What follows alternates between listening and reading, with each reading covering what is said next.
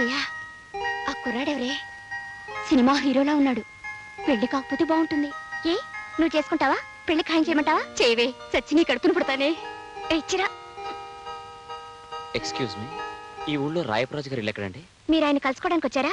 ఆయన అంటే ఆయన కాదనుకోండి, వాళ్ళ అమ్మాయి జయలక్ష్మి లేదండి, ఆమెను కలుసుకోవడానికి వచ్చాను. ఎవరికో రాసి పెట్టుంటే మాకెందుకు దొరుకుతారు? వెదకపోయి ఇంటిగా కాలికి తగిలినట్టుంటే. జయలక్ష్మిని కలుసుకోవడానికి వచ్చారా? దాన్ని ఎందుకు కలుసుకోవడం? ఎందుకంటే ఏం చెప్పమంటారండి, ఆ అమ్మాయిని నాకు ఇచ్చి పెళ్లి చేయాలని మా పెద్దవాళ్ళు తంటాలు పడుతున్నారు. కానీ వెధవది. మనలాంటి వాళ్ళకు టేస్ట్ అంటే ఒకటి ఉంది కదండి. చూడండి, ఇష్టం లేని బట్టలు కట్టుకోవడానికి మన మనసు ఒప్పదు. అలాంటిది ఇష్టాలు చూసుకోకుండా భార్యను ఎలా కట్టుకుంటాం చెప్పండి? అందుకే అమ్మాయిని చూడడానికి సీక్రెట్గా సిఐడిలా వచ్చాను. ఇంతకీ అమ్మాయి? మీ అదృష్టం, ఆ అమ్మాయి ఇక్కడే ఉంది. That's good. నా పెళ్లి చూపులు కాస్త దేవాలయం ముందు దేవుడి సమక్షంలో జరిగిపోతున్నాయి. నాకు చాలా ఆనందంగా ఉంది.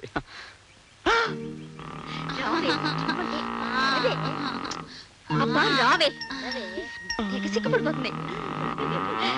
పెళ్లి కొడుకు చూడవే. ఏమండి, ఎవరండి ఆ చిట్టు తల్లి? ఈవిడే రాయప్రాజు గారి కూతురు జయలక్ష్మి. ఏమిటండి అలా కొయ్యబారిపోయారు? ఏం లేదండి, ఏం లేదు. కాబోయే భార్యాభర్తలు ఏవేవో మాట్లాడుకుంటారు, మధ్యలో మనం ఎందుకే? పదండి వెళదాం.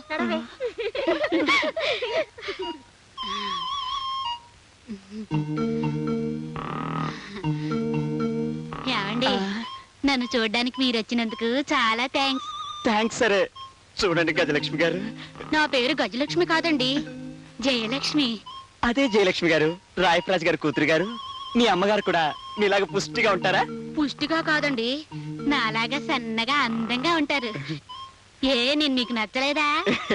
ఎందుకు నచ్చలేదండి, బ్రహ్మాండంగా నచ్చారు. ఏమండి ఆగండి. ఏమిటలా పుంజాలు నచ్చుకుంటూ పారిపోతున్నారు? పెళ్లి కూతురు నచ్చలేదా? ఎందుకు నచ్చలేదు? కట్టుకున్న పెళ్ళాం ఇలా కోడిరామూర్తి లాంటి శాండో అయితే ఆ భర్తకు కావాల్సిందేముంది? బోలెడంత సేఫ్టీ. వస్తా. ఆగండి. మీ భార్య ఎలా ఉండాలని చెప్తే అలా మా ఫ్రెండ్ని తయారు చేస్తాం. అడిగారు కాబట్టి చెప్తున్నాను. నా భార్య చూడటానికి సన్నజాజి తీగలాగా సుకుమారంగా ఉండాలి. మాట్లాడితే వేన మీటినట్టు, నడిస్తే నాగమల్లి నడిచినట్టు. ఒక్క మాటలో చెప్పాలంటే అచ్చం మీలాగే ఉండాలండి. నవ్వుతారేంటండి? అయ్యా పెళ్లి కొడుకు గారు, మీరెవరిలాగైతే ఉండాలని మనసులో కోరుకుంటున్నారో ఆవిడే మీకు కాబోయే భార్య మిస్ జయలక్ష్మి. ఇదంతా ఆవిడ గారు ఆడించిన నాటకమేనండి.